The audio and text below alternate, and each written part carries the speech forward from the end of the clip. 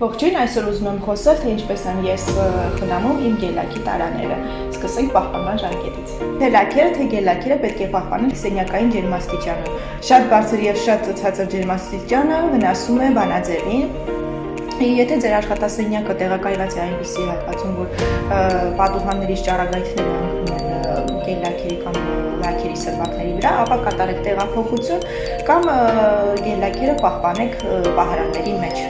Երբ վրձինը հանում ենք սրվակից եւ գելլաքի որոշակի մասը դատարկում սրվակի եզրերին, ինչքան էլ որ ուշադիր լինենք, որոշակի զանգված մնում է վզիկի հատվածում, որն էլ ժամանակի ընթացքում չորանում է եւ հանգեցնում գելլաքի ոչ ամբողջական փակվելուն։ Դրա հետևանքով էլ անցնում է օդ եւ չորանում է գելլաքը։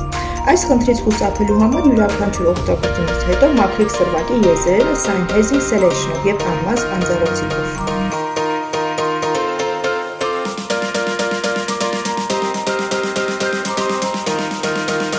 Հուսով եմ խորհուրդներս օգտակար էին ու ներկայացնում կիսվեք դիպել ձեր օգտակար խորհուրդներով եւ չմոռանաք կիսվել այս վիդեոդասով։ Կհանդիպենք հաջորդին։